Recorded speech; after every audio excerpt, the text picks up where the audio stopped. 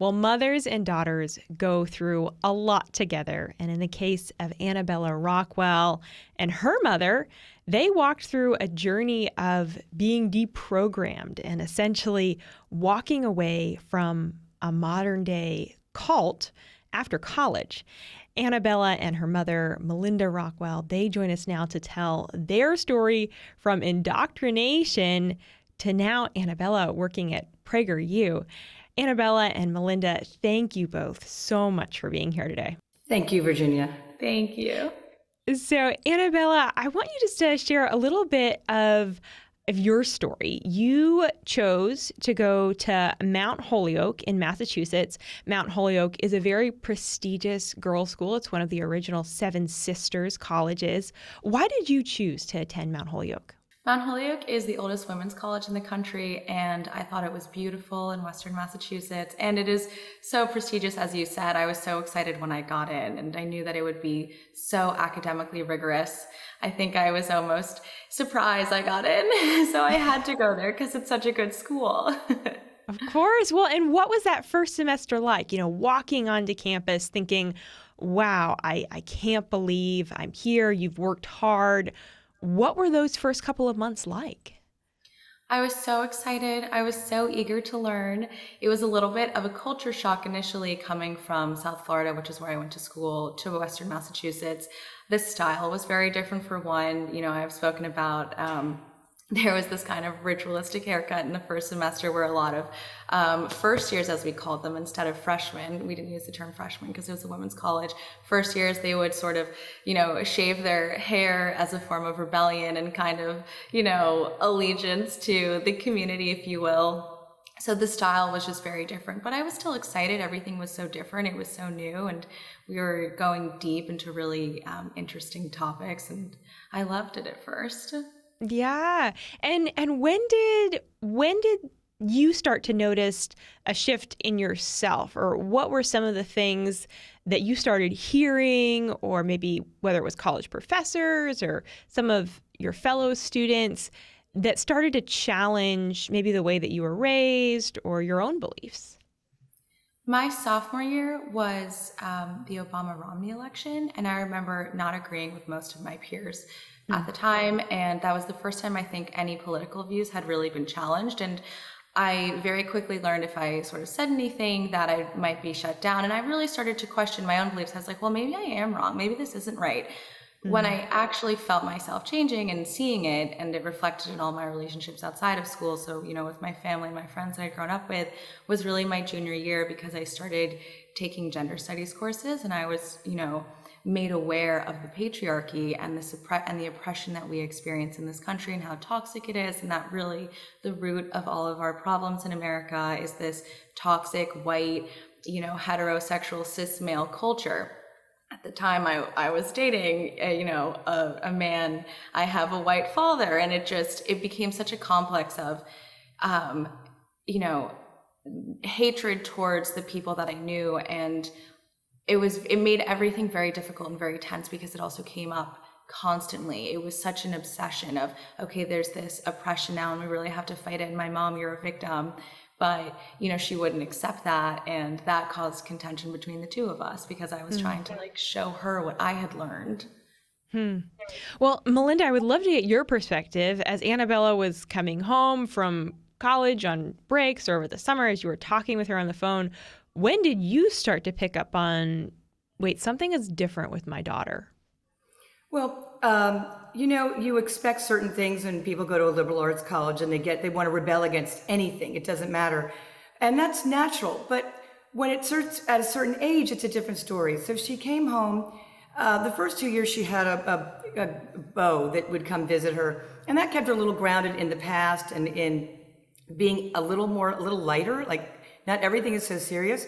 But by the time junior year came around, this serious robot came home. And the one good thing I had was I had a cousin that was involved with a cult with, if I can mention it, it was Werner Erhard's forum. It was out of Est. And I had seen a wonderful bubbly person there turn into a monster. So I recognized this cultish person. And then The turning point was she had a tennis coach, Scott Williams, who was one of the world-class coaches, but he's also a heavy-duty Christian minister. And he ministered in a way at tennis back at St. Andrew's School in Boca Raton, where she'd gone, that was, and he worked with, Chris Evert and Andre Agassi and Tommy Haas. He's still his coach. He's a big deal, but he would pull everything together to train kids in Bible studies for Old Testament and New Testament. So she went off as, I would hardly say a holy roller, but she went off that she would never ever say anything against sort of Christ. And she said to me, Mom, are you still buying into all this Jesus Christ stuff? And I went, whoa. And she said it with a look on her face that was as if there'd been a body snatcher. Because my daughter, I don't care if she believed or not, she would never voice that opinion. And that's when I said something severely wrong. The next thing, every Facebook started changing. The people, all her old friends were off the Facebook, and I watched other people that she'd introduced to her friends picking up all her friends. I was aghast. And the clothes started changing to more militant look, not caring so much of how she looked and how she presented herself. This was a figure skater with competition and solos. She thrived on the applause. She thrived on having her hair look pretty and being a silly girl. She was a very smart girl, very competitive, but she was also a silly girl. So this monster came home, and I knew something was severely wrong, and it wasn't just natural, because when you're 21 years old, you don't change. Mm. So you're watching and you're saying, where did my daughter go? Essentially, is what it sounds like. She was not present in that body. And my mother and my sister, very, very much involved with this child who'd been body snatched. Yeah. Annabella, for you, were there certain professors or lectures that had sort of become a new mantra for you, or that you can look back on and think, oh, wow, when this was said, I really bought into X, Y, and Z? Yes, actually, I do have a very specific instance in memory. It was for, I can't remember which class. I think it was maybe gender studies, or it was a history course I was taking because I studied history. That was my major. They had a couple come, and this couple, they were trans activists, and they came to speak to us. And it was a man and a woman, or presentably man and woman.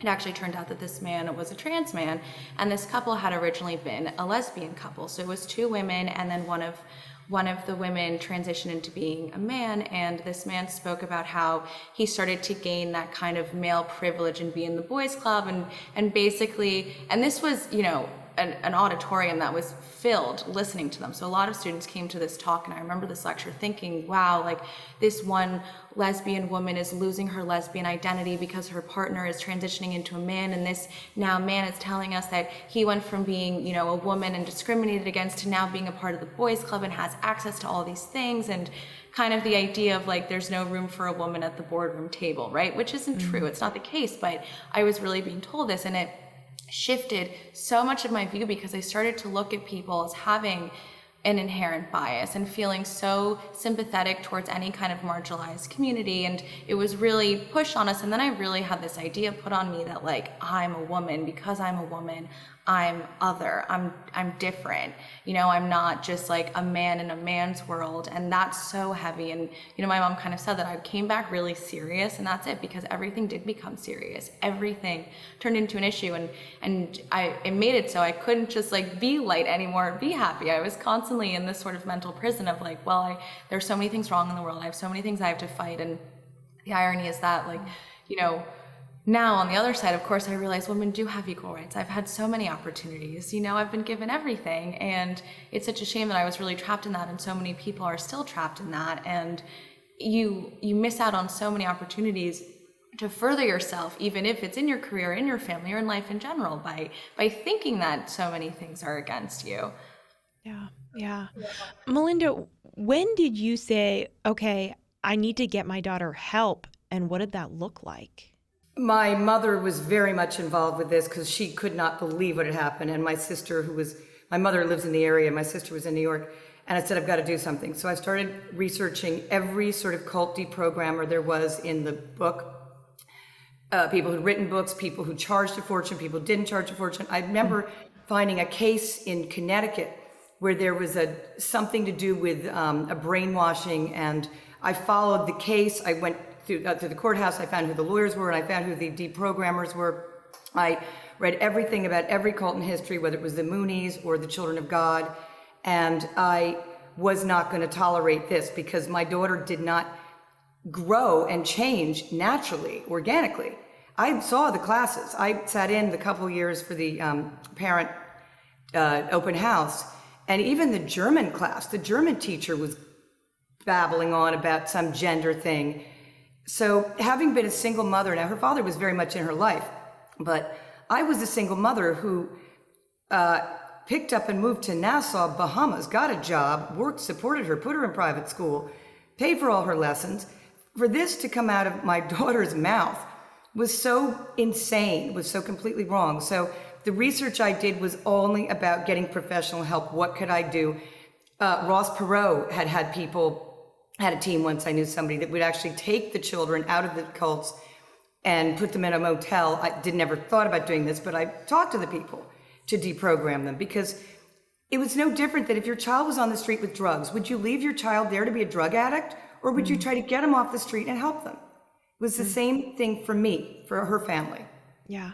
And what did you find out about what you needed to do, and what actually started to work as you were talking with individuals and they were giving you advice? Sadly, the advice was all very, very, it wasn't the advice. The specifics were, you're going to it's almost impossible to get them out. It's almost never. And if you do, it takes 7 years for them to get reprogrammed, if you're lucky. They all said pretty much to go with the flow. And I see emails now to another mother who was going through this at the same school. And I said, I'm going to try and do what you're doing. I'm going to try and appease and tell her what she wants to hear, what the interventionists, what they really call themselves, interventionists, tell me to do. But I ended up not doing that. I had my mother playing whatever you want. Oh, really? It's a man's world? Oh, I didn't know that. Oh, really? I couldn't have a bank account until the 1970s? Oh, I didn't know that. And I was just like, and I see there's a note that said, I don't care. Don't you dare speak to me this way. You can have your brainwashing friends support you. So that was I went the opposite. And I did have one man and I gave the price of $300 a day to show that he was not a charlatan. He would charge $300 a day to move in with you for 5 days or 2 weeks or whatever, and plus food, to help realign your child with the original thoughts of what they were from, and I did not ultimately have him move in because a miracle happened and a friend called and said, can we have Annabella on a boat to the south of France for 2 weeks? And of course I was ecstatic. But Annabella was so out of her mind with this roboticness, she wouldn't respond to any of the notes or the phone calls about getting on this beautiful boat. She did not pick up her ticket until the very last moment, so nobody knew she was going to get on. The friends were telling her not to go. I had not heard anything. I sent a bag packed for her and a ticket, and the last moment she decided something happened and she got on the boat. So at least I got her out of the situation for a little bit, and then I got a phone call in the middle of the night crying from a discotheque, Mommy, I love you so much. I love you so much. Thank you. Then it didn't just go back to normal after that. We had to send her away from the situation. We had to send her to business school, which was another quickie thing. Within a month, she was in Spain. But wow. But it was I will say it was a delicate dance with everything. What did the interventionists say? What's working? What's failing? And the other people that did exactly what they were told, they don't have their children back. They're grown children, but they don't have them in their families. It sounds like you kind of drew a line in the sand and said, I'm not going to lie to my child. I'm going to be really clear, really straightforward. Annabella, how did you receive that from your mom as your mom was saying, hey, you're wrong here? I remember at the time just being so angry, but also really sad because I had this idea like, Mom, you don't know who I am now. You don't understand me. And also feeling so conflicted because we had such a close relationship growing up, and I couldn't really understand why it had taken such a turn so negatively. And it was very hard for me to see my part in it at the time when I was still so in this mindset, because I had such a strong identity in feminism, and my mom would not affirm it. She wouldn't buy into it.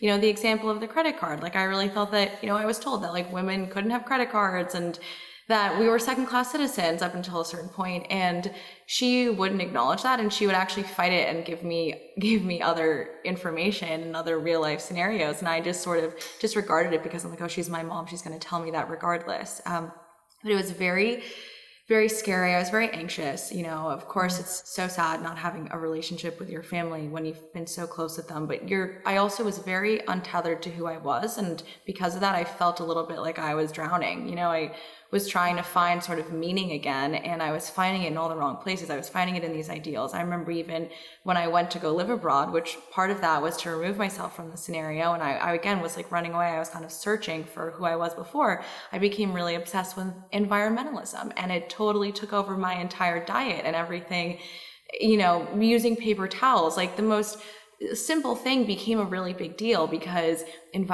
saving the environment was now the cause du jour, and it had to be my entire purpose. So it was really isolating was the feeling. I was very alone and felt like I had the burden of the entire world on me. Yeah. So then how did you go from that place to reconnecting with your family and reconnecting with really who you were and your core values and the values that you were raised with? Over time, after business school, coming back, I actually worked on some political campaigns. I worked on the Clinton campaign. After she lost, I ended up going to New York, working on Wall Street, and started to support myself. Well, I had been supporting myself, but I think that in 2018, I really looked at myself and I made a lifestyle change. It was like the fighting with my family isn't working. I'm not making the best health choices. Like, am I avoiding my feelings, or am I just kind of drowning them? Because that culturally, it's very normal to just drink if you're feeling anything, And so I looked at that, I was like, I think I need to go home for a bit and really kind of get better. So I ended up moving home to Florida with my family and just sort of putting the work in to make some changes. A big part of it is I did open up to the idea of God again and sort of stop trying to control every situation and sort of accept, well, maybe there is something bigger than me and I don't have to do this all alone. I think that my mom speaking to people that told her don't affirm Annabella's new identities was very crucial, because had she, who knows where I would be or what I would be doing. And I certainly wouldn't be myself and the person I've always been meant to be. And then what really flipped everything was in 2020, finally seeing the Black Lives Matter riots and just waking up to the hypocrisy of burning down businesses in the name of empowerment isn't good for people. This isn't helping people. Yeah, maybe you're saying the intention is there, but it's not. This isn't helping. Defunding the police isn't going to help anyone. And in that is where that curiosity of conservatism kind of started to evolve. And I started seeking out other outlets, a little less Rachel Maddow, a little more Tucker Carlson, and asking questions. And that's actually when PragerU videos found me on my newsfeed in Instagram. And then I started to just self-educate and kind of reprogram and basically unlearn and disprove all of these ideas that I'd been so beholden to. Well, and now you're the development director for PragerU. As you've started to open up and share your own story and work in that space at PragerU, have you met other young people that went through what you went through, and have you met other families that have journeyed through similar situations?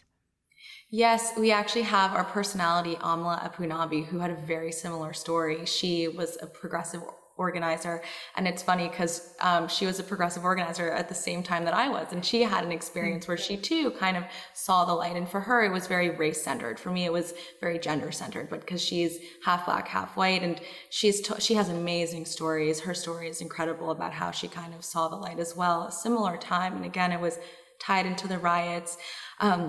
One thing I realized as I started to become conservative is I would start questioning people I knew, my peers at work, and it turned out that so many young people who are successful and fun, they love this country. They think that it's the best place to live. They are conservative. They are traditional. They believe in having families. And I started to realize, wow, I was in such a silo of hating myself, hating the United States, hating our society. There are actually so many people that really love it, and it's very cool. It's cool to be conservative. It's not, something of the past anymore. So I've heard, also a lot of stories of people feeling like they're silenced and they can't speak their opinion. And on the journey of working for PragerU, I have met a lot of families that are supporters, and they have situations where, they're dealing with similar things. Like maybe their kids are very progressive and they don't have the relationship they had with them anymore. but they're finding some answers now, like in organizations like PragerU. Yeah. Melinda, what advice would you give to parents who are listening or watching this and might think, oh gosh, I'm going through the same thing with my child and I don't know what to do? What would you say to them? Well, Virginia, first of all, I'm right now in that position because so many people reached out to Annabella and parents, and then she sends them to me. And my advice is, number one, I say, I cannot advise you. I'm not an advisor. But I do say, or my lawyer, you need a team. You need a team, and you need to get into the little tiny mustard seed of a hole that you still can have there to remind the child about the past. And in some cases, there are, so we had the coach, and her doctor was so excited. I brought her the post yesterday, and I said, Dr. Vincenti, look, here's Annabella. And he said, I was telling her about life. I was telling her I'm involved. I spoke to her. I'm like, yes, you did. Yes, you did. He was so happy. So you have a team because they're not going to listen to the mom, and you've got to find, so one person, the breakthroughs are if they leave a Facebook open or something, or if they unblock you. One mother is so happy that out of the blue, the child suddenly unblocked them. You need a team. You need a team of the past to get through, because the present, the people, the mob being, whether it's a professor, the parents of the students, and the students completely encompass you. They would not let Annabella alone. They sent her home with a handler her senior year. So you need a team, and you need a team of old familiar people to get through to your child when they're not listening to the parent. Yeah, that's so critical.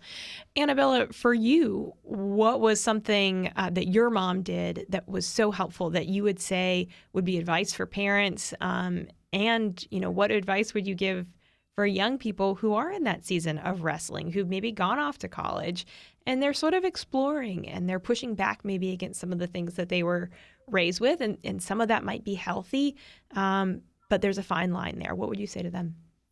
So to parents first, I would really drive home the idea of your child best, and if they are starting to act in a way that you don't recognize them anymore, don't accept it. Fight them back on it a little bit, and at the risk of maybe losing communication with them for a bit. It's very painful, but it's worth it because our relationship now is better than ever.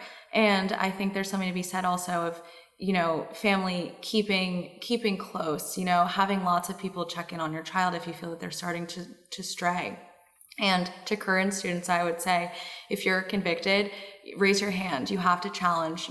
Part of the problem is that schools now, universities, there is no room for discourse. And of course, there are people who are already very progressive and they believe in them, they have these ideas, and they go to school and that gets nurtured. And that's fair. Not everyone's going to agree. But for those that don't agree, getting bullied into submission, and then you're so bullied that you don't know yourself anymore because you're just agreeing with things. And then all of a sudden agreeing, that becomes your truth. Don't allow it to happen to you. Don't make the mistake I did. Also, self-educate. I really, really cannot stress that enough. Keep reading things, keep talking to people, watching things, watch the Daily Signal. Just stay educated, stay plugged in, and speak up, and, converse with your family as well. Ask them questions, or reach out to me even. You can message me on Instagram. I've been talking to a lot of people, a lot of current students who've said thank you. And I also think the power of prayer and just asking God for guidance, even if you don't believe, because I really didn't believe in God for a while. And, part of that humbling process of admitting I was wrong was like, well, maybe I'm going to try this out. Maybe I'm going to ask God for help. And then, down the road, it's the truth now. Annabella and Melinda, thank you both so much for your time. We really appreciate just your willingness to share your story and be honest. It's so powerful. Thank you so much, Virginia.